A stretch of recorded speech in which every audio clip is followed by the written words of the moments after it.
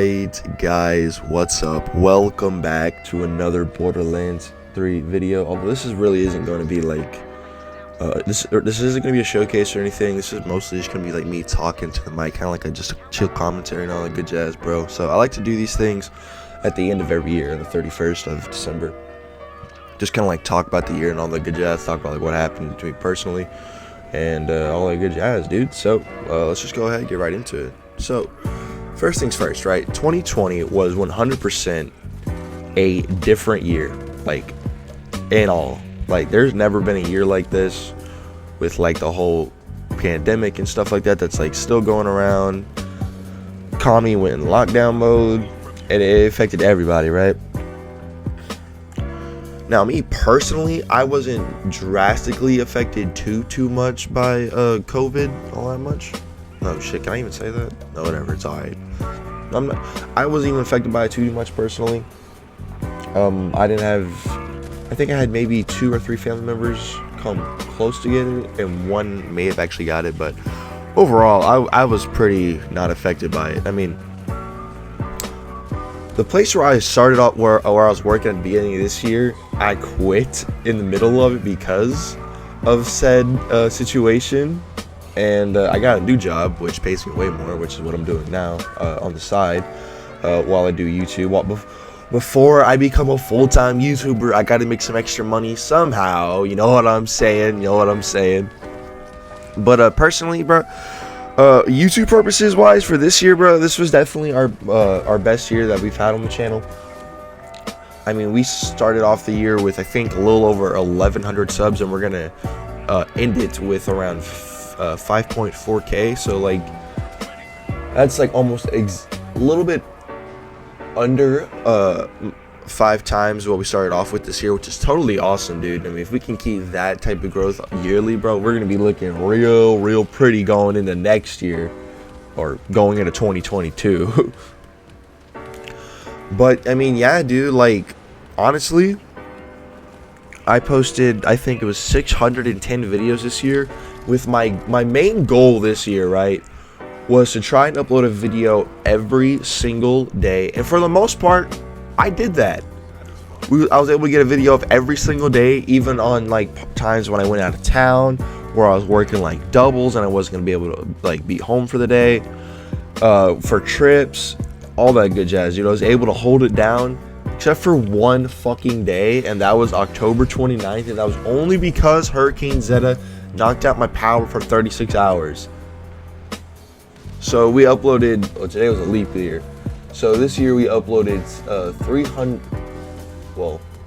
we uploaded a video on at least 365 days out of the 366 days of this year.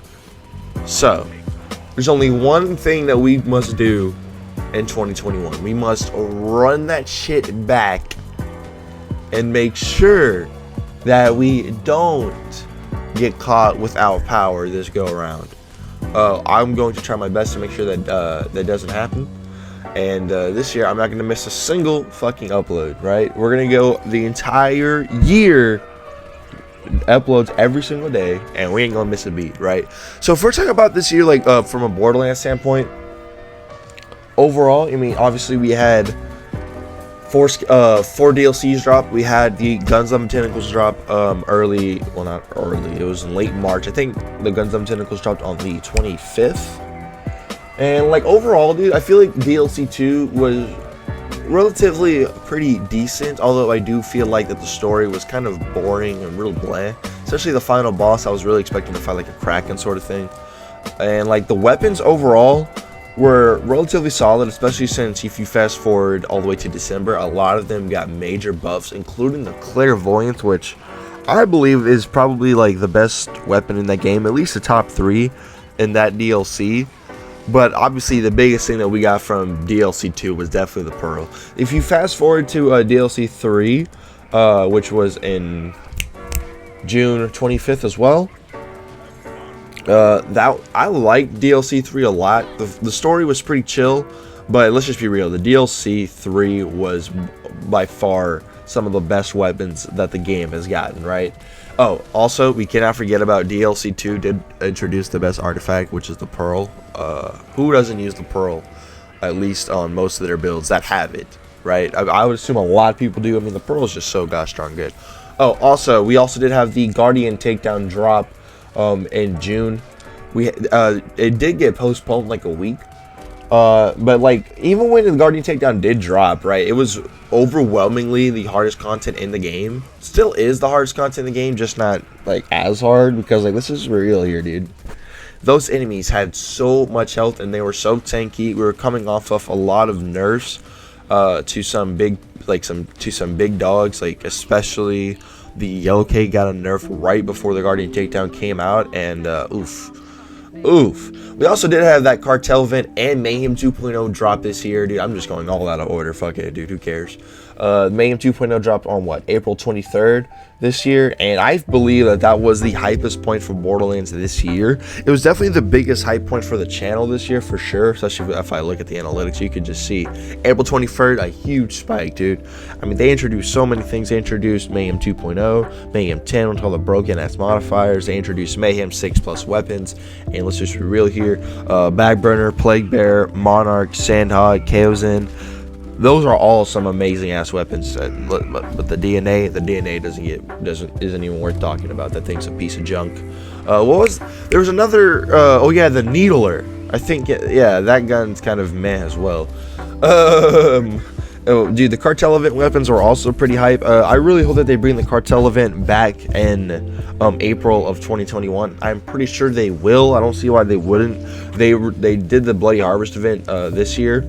Around the same time they did it last year, so I would assume that they would bring the Cartel event back, which would be super awesome, especially if we do get like maybe some sort of level cap between then. I know that they said that the last level cap, which was back in DLC 4, was going to be the last one for a bit, but if they were to hold us to level 65 from when DLC 4 came out to the Cartel event, that would be about 7 months of us being level 60, which would definitely be the longest time that we've been at one level cap, because I mean, as y'all saw, dude, like throughout 2020 we had 1 to 53, we had another to 57, we had another to 60, and then another to 65. So we had 4 level caps in 2020 alone, which is a little too much for a game like Borderlands, where there's a lot of farming that goes into getting your good setups, getting your gear, and all that good jazz. So they might do that. They might give us a level cap, honestly, for the Broken Hearts Day event for 2021. We'll see. I know a lot of people are hyped for that because we'll be able to get our hands on a wedding invitation. So that'll be really cool. If we fast forward to, let's see, we talked about DLC 3. If we fast forward to good old September, what was it? September 10th? Yeah, I think it was September 10th. We had the DLC 4, the fantastic Flustercluck. I feel like DLC 4 story was probably the coolest, personally, and I do feel like the weapons in there were relatively, you know, DLC 4 weapons in general. I mean, DLC weapons in general are really good, but I feel like the ones in DLC 4, they were good, but they weren't like jaw-droppingly good. You know what I'm saying? Like, I believe my favorite weapon from DLC 4 is probably the Bloodstarved Beast. But like, I don't really fucks with too much from the DLC 4 weapons. I mean, they're still cool and all that good jazz, but they're not DLC 3 level of like insanity. You know what I'm saying? Like, yeah.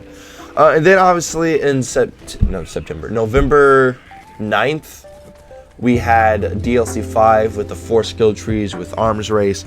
I feel like DLC 5 was an awesome DLC, dude. It was really nice to get some more skill trees, especially because I know a lot of people initially were wanting a 5th Vault Hunter. Me personally, I really did not want a 5th Vault Hunter because I did not want to start the story up again and then run through the story with a new character all over again, dude. I was really lazy when it came to like getting all my characters, the 4 original ones to begin with, like Zane, bruh. My Zane is still level 57, and I made my Zane last sometime in March. Like, I don't like to run through the story, and I'm not a big fan of like going on a lot, like playing on all 4 characters. I mainly play on 2, as most of you guys know, Mose and Flack. So like I was really hoping they wouldn't do a 5th Fall Hunter, and they didn't. I much prefer the 4 skill trees, especially because like they helped out a lot of characters, especially if you're a Zane main. Oh my god, I know you love that purple tree for Zane, bro. I know y'all do. I know it. And then that brings us to right about where we're at here. Now, personally, going into next year, obviously we do have DLC 6. I really hope DLC 6 either brings in some raid bosses, bro, or another takedown that doesn't suck dick with some stupid jumping puzzles. I'm looking at you, Guardian Takedown. You suck. I don't like you. But we'll see. Also, dudes, at some point during 2021 next year, I really want to try and get on another game and like post it as well with Borderlands. I tried to do that with Destiny.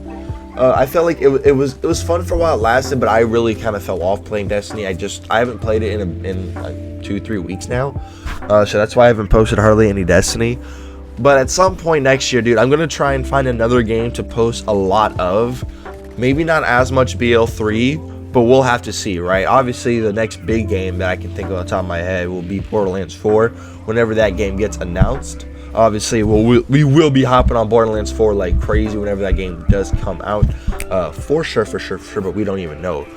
I know a lot of BL3 people hopped on Cyberpunk. Me personally, I did not hop on Cyberpunk at all. I just didn't really have that much interest to, especially since it kept getting delayed so dang much. So don't expect hardly any Cyberpunk stuff from me. But at some point next year, bro, I'm gonna find another game to hop on and post a lot of content on, just to go along with BL3, because like I don't want to be stuck posting BL3 for the rest of my life. I definitely want to find other games and post. I mean, throughout this year we did post like some other games. Like we posted one Man-Eater video.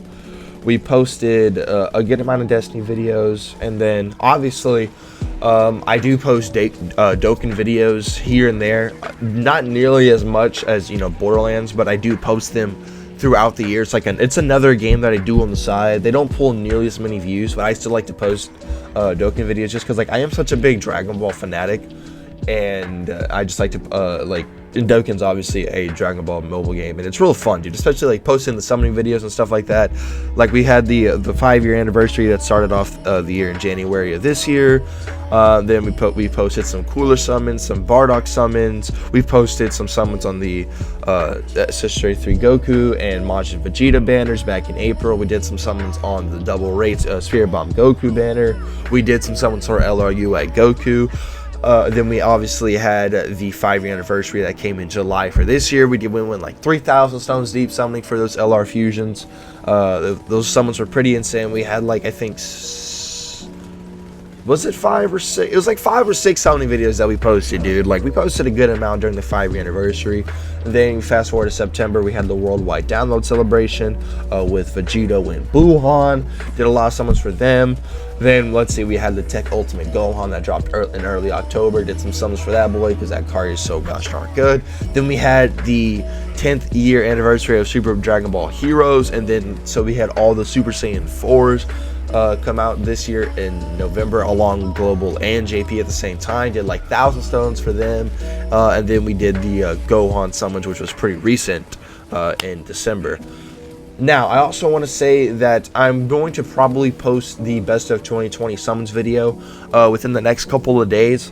So if you do like, if you do like Dokkan content, you know what I'm saying, especially from your boy, that will be coming out soon. You know, I like doing those videos just to like wrap up looking at the year from all our best summons and all our best moments.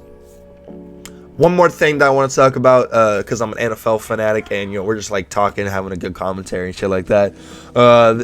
2020, man, the Packers are looking pretty good, bro. They're gonna be having a shot at the #1 seed. It's all but likely, especially as long as we beat the Bears, we're gonna get the #1 seed. And then heaven forbid, bro, this will be the first time we have home field advantage locked up since 2011, and I was in 6th grade in 2011, so like it's been a hot minute. Yeah, really crossing my fingers for a Packers Super Bowl, bro. Oh man, all I'm saying, guys, if the Packers do make the Super Bowl, I will definitely have to make a 2020 season documentary. Ironically enough, dude, the most viewed videos on my channel aren't even gaming videos. It's a documentary video on the last time the Packers won the Super Bowl back in 2010. Then I have one on the 2011 season, 2016 season, and those all have at least 10K plus views, which is kind of cool. I'm not even like a football channel. I'm just a big Packers fan and a Chargers fan. I was born really close to San Diego, but talking about the Packers here. I don't know, it's just kind of cool how like a lot of my most viewed videos aren't even gaming videos. But yeah, definitely gonna have to do some documentaries on some more Packer seasons. 2019 for sure, and then 2020 also is gonna have to get posted at some point whenever I get to working on it. Those videos take me just forever to make. But yeah, overall, dude, I would definitely say that 2020 was a great year for us. Looking forward to 2021, I think we're gonna go try and go for at least 10K subs by the end of next year. So that's gonna be a goal for us to set. We shall see, bro. I think we can do it, especially if we just keep on the grind and keep posting daily, bro. That's what we do here. I don't sleep like that, you know what I'm saying? You subscribe here, bro. You get at least one shitty video from your boy every single day, regardless. But yeah, guys, thank y'all so much for sticking with your boy throughout this year. To all the newer people that's come around recently, I appreciate you guys so much for watching the videos and the shitty ass showcases that I do. Y'all's watch time is greatly appreciated, and I do appreciate it immensely. But yeah, guys, with all that stuff being said and out the way, thank y'all so much for watching. Thanks for sticking through your boy through 2020. Cheers to 2021, guys. I'll see y'all there. My name's Kree, and I'll see y'all in the next one. Peace out, everybody.